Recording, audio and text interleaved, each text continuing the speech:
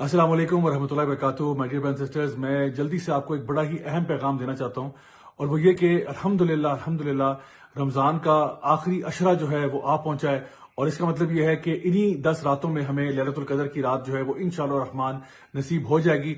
उसके लिए मैंने और आपने क्या करना है, आइए मैं आपको 10 पॉइंट्स के अंदर अंदर ये बात समझा देता हूँ कि हमें इस अशरे में क्या करना चाहिए। सबसे पहली बात तो ये कि आप और आपके घर वाले अपने आप को मेंटली, फिजिकली, स्पिरिचुअली तैयार कर लें कि बस इन 10 रातों में हमने खूब मेहनत करनी है।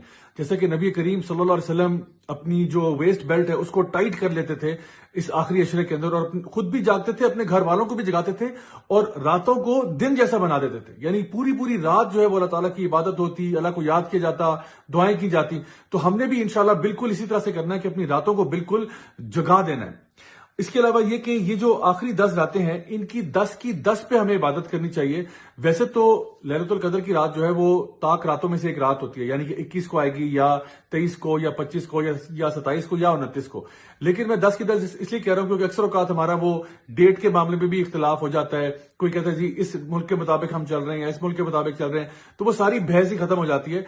वैसे भी आपको मालूम होगा कि जो लोग इत्तिकाफ बैठते हैं, अल्हम्दुलिल्लाह वो अगर 10 रातों के लिए वहां बैठे हैं तो इंशाल्लाह उनको तो लैलतुल क़द्र की रात मिल ही जाती है।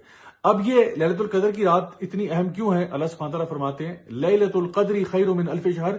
ये ऐसी रात है जो 1000 महीने से बेहतर है। यानी 1000 महीने के बराबर नहीं है, 1000 महीने से बेहतर है, यानी तकरीबन 83 ईयर्स की वर्शिप से ज्यादा बेहतर है। तो इस रात में जो भी आप इबादत का काम करेंगे, चाहे वो जिक्र हो, तिलावत हो, सदका खैरात हो, कुछ भी हो, आपके लिए वो ऐसे लिखा जाएगा जैसे आपने एक पूरी जिंदगी 83 ईयर्स से जायद का अर्सा उसी इबादत को करने में गुजार दिया।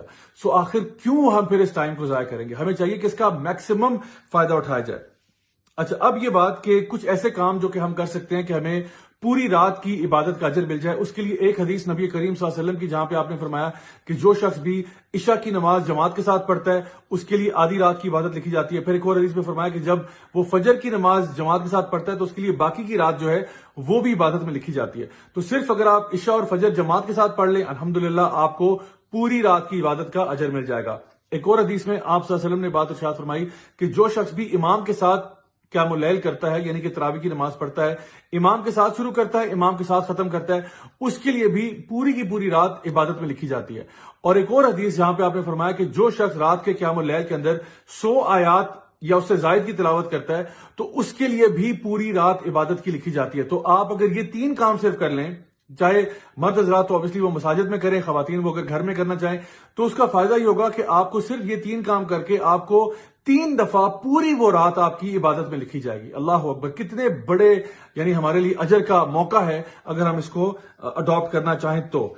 फिर एक और चीज ये कि जितना आप सदका कर सकते हैं आप वो करें। कोशिश करें कि जिस तरह थोड़ा थोड़ा भी अगर रोज का आप निकालना चाहें आप निकाल सकते हैं। तो किसी दिन का भी अगर इंशाअल्लाह रहमान उसमें लैलतुल क़द्र की रात हुई तो वो आपके लिए बहुत बड़े अजर का बायस होगी। वैसे भी नबी करीम सल्लल्लाहु अलैहि वसल्लम जो है वो एक तेज हवा के झोंके की तरह इन आखिरी अशरे के अंदर अल्लाह की राह में खूब सदका खैरात करते। उसके अलावा कुरान मजीद को पढ़ना, या फिर इसके साथ साथ आप कोई लेक्चर्स भी अटेंड कर सकते हैं जहां पे कुरान और हदीस की तालीम दी जा रही हो, तो उनको पढ़ना, सीखना, समझना। इसके अलावा एक और चीज जो आप कर सकते हैं वो ये कि बुक्स का पढ़ना, चाहे वो तफसीर की बुक्स हो या हदीस की बुक्स हो या कोई भी ऐसी बुक्स जो कि आपको आपके ईमान में इजाफा करती हैं, और फिर इसी नॉलेज को दूसरों तक पहुंचाना, किसी ना किसी फॉर्म ऑफ दावा के अंदर एंगेज करना, लोगों तक इस खैर की बात को पहुंचाना, ये भी एक बहुत ही जबरदस्त नए काम है जो आप कर सकते हैं। And last but not least, अल्लाह ताला से दुआ करना, खास तौर पर वो दुआ जो कि नबी करीम सल्लल्लाहु अलैहि वसल्लम ने सईदा आयशा को सिखाई, अल्लाहुम्मा इन्नका अफ़ून तुहिब्बुल अफ़्व फ़अफ़ु अन्नी, कि ए अल्लाह तू माफ करने वाला है, तुझे माफ करना पसंद है, या अल्लाह मुझे माफ कर दे। और ये ऐसी माफी है माय डियर ब्रदर्स सिस्टर्स कि जो हमारे गुनाहों को धो के रखते, यानी ऐसे गुनाह के आप समझें कि आप क़यामत के दिन अल्लाह सुब्हानहू तआला के सामने खड़े होते हैं और आपको ये कहा जाता है कि आप जन्नत में दाखिल हो जाएं, यानी आपके गुनाहों को बस मिटा दिया जाता है।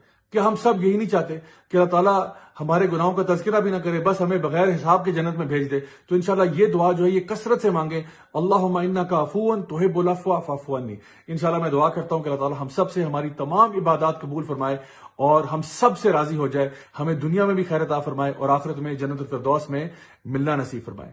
वस्सलामु अलैकुम वरहमतुल्लाहि वबरकातुहू।